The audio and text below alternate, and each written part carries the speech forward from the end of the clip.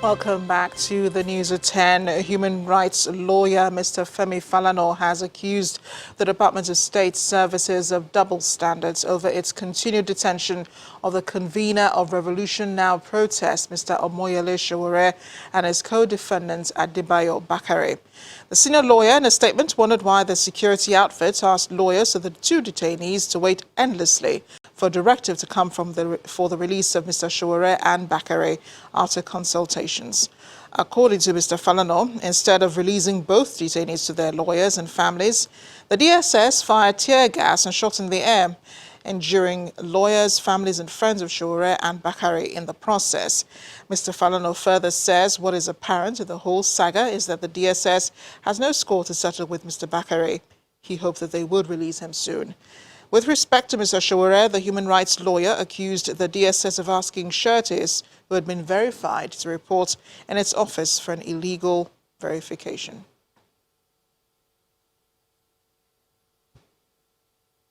The Nigerian Ajib Oil Company Limited has held its annual regulatory compliance workshop for contractors in Port Harcourt, River State capital. Organized on behalf of the NNPC and Owando, the workshop is to ensure that all contractors understand the regulations of all businesses, especially in the oil and gas sector.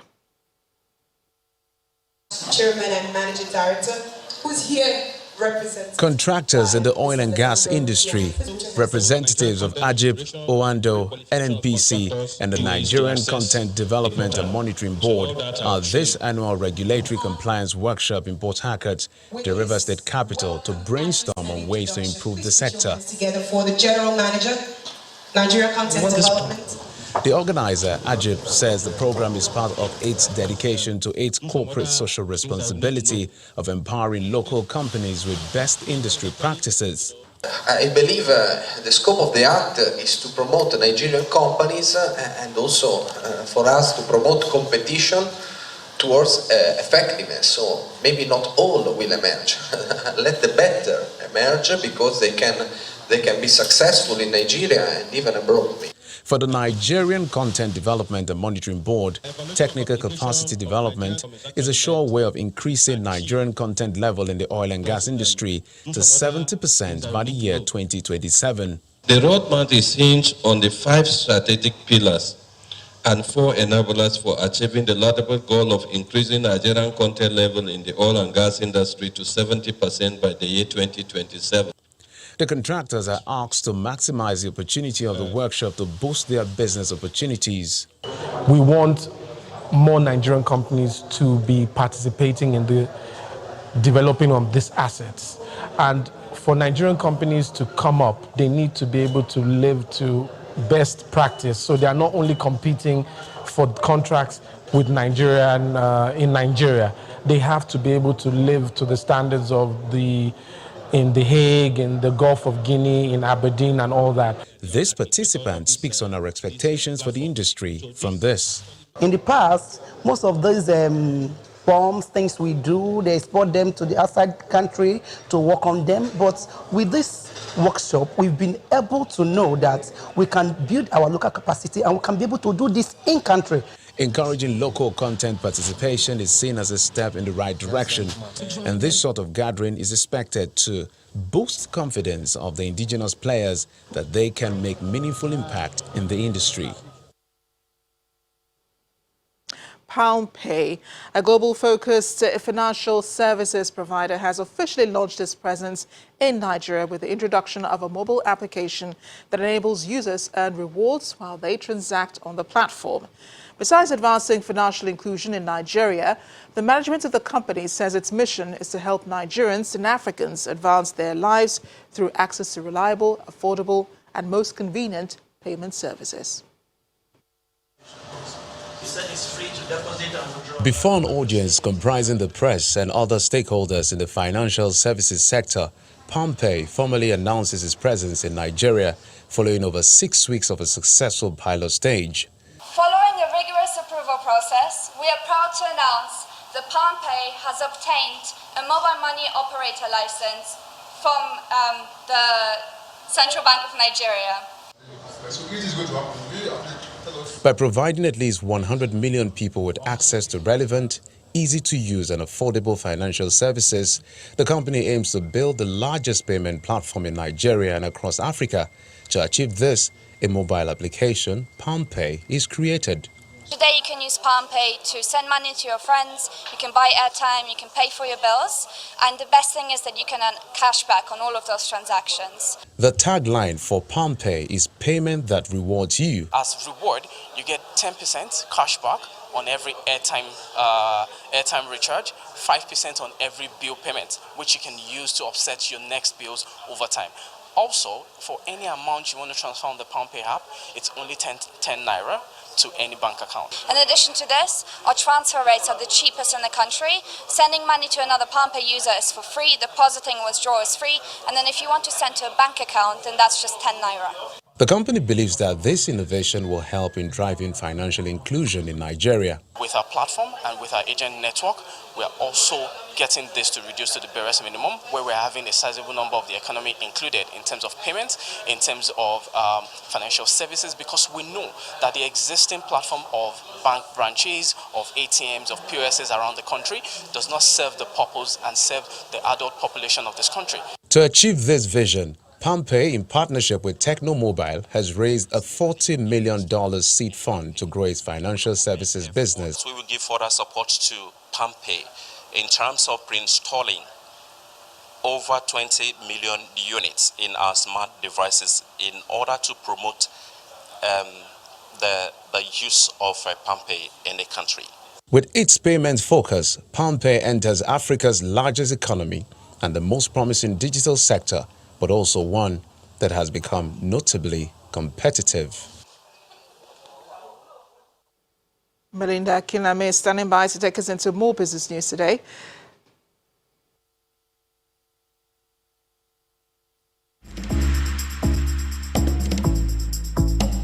You First. First Bank.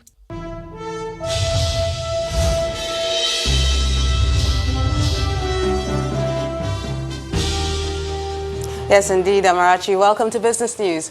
The stop rates on Treasury bills sold by the Central Bank of Nigeria today shows a sharp loss across the three tenured papers, even as demand by investors surged to record levels. The financial regulator placed a total of 125.92 billion naira worth of Treasuries on sale, but subscriptions came in at a whopping 555.98 billion naira. Demand for 91-day paper rose sharply to 58.4 billion naira against 4.3 billion naira on auction, with stop rate offered by the CBN at 7.79%. The country's Treasury bills rates are now officially in the single-digit region as the Apex Bank bars individuals and local corporates from the open market operation bills market. The governor of Edo State, Godwin Obaseki, has presented a budget estimate of 177.6 billion naira for the year 2020 to the State House of Assembly. He says that the state government will not embark on new projects next year, but focus on completing the existing ones. One of our key priorities in the 2020 capital expenditure framework is to strengthen the capacity of the state to meet up on all its obligations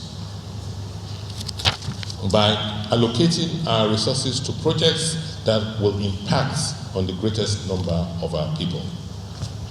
What are the priority areas for 2020? 1, security. We expect to launch or relaunch our security trust fund so that it can support the operations we have set in place, such as Operation Wabaiziga, and a new security architecture. In 2020, Edo State will commit its 2 billion of its own money into this fund. We expect that other private sector partners will also contribute. In spite of a huge volume turnover of shares traded today, the stock market failed to sustain the gains recorded in the previous session. Now let's get the numbers from Chimizi.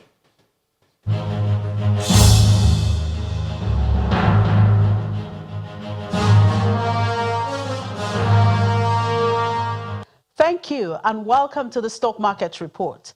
The index movement today, I must say, is not commensurate to the total volume and value traded in the market. Let's see the numbers. A whopping 11.1 billion naira was raked into the market today from over 610 million shares traded in 5,031 deals. That volume and value were scaled up because of Zenith Bank. Look at the top trade chart. Zenith Bank alone churned out over 336 million units at over 5.7 billion naira. The reason for this is because of the expected high dividend yield on the stock, which is almost 15%, and that is mouth-watery for investors.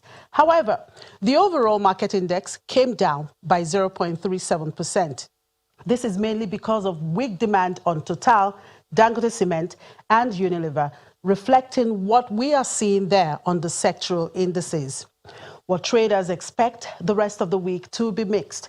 But as we know, the market is very dynamic. We can only wish for the best. And that was the Stock Market Report. I'm Chimezie Obi Iwagu.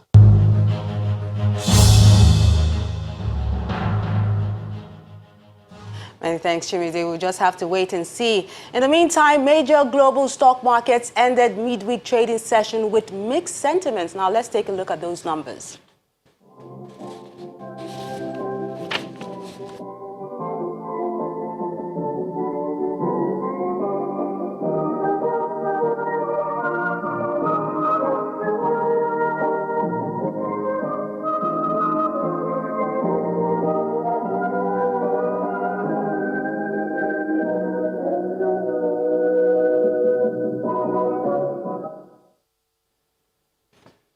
That's Business News Tonight. It's back to you, Amarachi.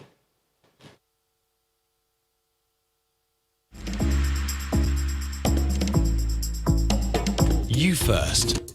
First Bank. Thanks a lot, Melinda. The World Health Organization has approved the world's first ever vaccine against Ebola. The drug, called Ervebo and manufactured by Merck Pharmaceuticals, is being used in an experimental phase in the DRC. But now the WHO says there is sufficient evidence showing that the vaccine works. Here's Simon Pusa with more international stories in Around the World in 5. Good evening from the Channel's newsroom here in London. Severe flooding in Venice that has left much of the Italian city underwater is a direct result of climate change. That's according to the city's mayor. He also said the highest water levels in the region in more than 50 years will leave a permanent mark after the second highest tide ever recorded swept through Venice overnight. St Mark's Square was submerged by more than 1 metre of water, while the adjacent St Mark's Basilica was flooded for the 6th time in 1,200 years, but the 4th time in the last 20 years. With about 15% of the city flooded, workers on Wednesday struggled to repair damage caused. Here, a crane was used to remove a ferry boat that had become stuck under a bridge blocking a waterway. Bolivian opposition senator Jeanine Áñez has declared herself interim president of the South American country following Evo Morales' resignation. Áñez said she was next in line under the constitution and vowed to hold elections soon. Her appointment was endorsed by Bolivia's Constitutional Court. Lawmakers from Mr. Morales' party boycotted the session, and the former president branded Ms. Áñez a coup-mongering right-wing senator. Mr. Morales has fled to Mexico, saying he asked for asylum there because his life was in danger. 7 people have been killed and 7 more injured after an explosion in Afghanistan on Wednesday. The explosion, which is thought to have been a car bomb, happened near the Interior Ministry in the Afghan capital of Kabul. There was no immediate claim of responsibility for the attack. In Australia, officials have shifted their attention north from New South Wales to Queensland State, where temperatures are expected to hit 36 degrees Celsius. About 150 fires are still burning, feeding off incredibly dry conditions. At one point, fires broke out in the suburbs of Sydney. On Wednesday, blazes caused fresh emergencies in Queensland. Meanwhile, a private water-bombing helicopter crashed while battling a fire west of Brisbane. Amazingly, the pilot escaped with only a few minor injuries. 50 houses were destroyed or damaged in New South Wales on Tuesday, but no lives were lost. I think you get all the emotions hitting you all in one hit type of thing. It's it's hard to pinpoint anything really. It's just, it is what it is. It's happened. Now I take photos. I wait until they let us come back and clear the area, and then I rebuild. The amount of work that was put into this place to make it the home it is, and then to lose it in one night with a fire. Catalan riot police have cleared separatist protesters blocking the region's major highway near the Catalan stronghold of Girona on Wednesday, after demonstrators blocked access for 2 days. A secretive protest group called Democratic Tsunami has claimed responsibility for the disruption, which is aimed at drawing international attention to the Catalan independence drive. India's air quality monitor says pollution levels in New Delhi are likely to enter the emergency category on Wednesday. The Central Pollution Control Board of India recorded PM 2.5, the tiny particulate matter that is able to bypass the nose and throat and penetrate deep into the lungs, being over 5 times the safe limit. Residents have complained of breathing issues and irritation in eyes. The air quality is expected to remain almost the same on Thursday. Of the world's most polluted 30 cities, 22 are in India, according to research by a Swiss-based group that gathers air quality data globally. France has commemorated the 4-year anniversary of the Paris terror attacks, which killed 130 people. Renaud Le Guen, Gilles Leclerc, Christophe Lelouch. At each location, a minute of silence was observed while the victims' names were read out.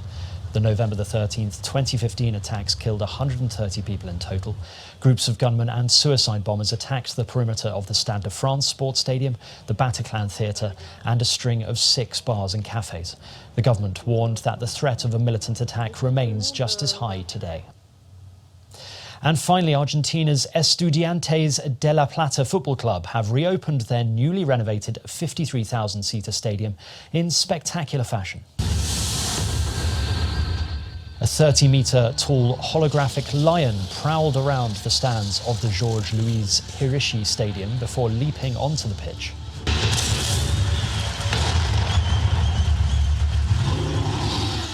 Accompanied by live rock music, the lion was used due to the club's nickname, El Leon.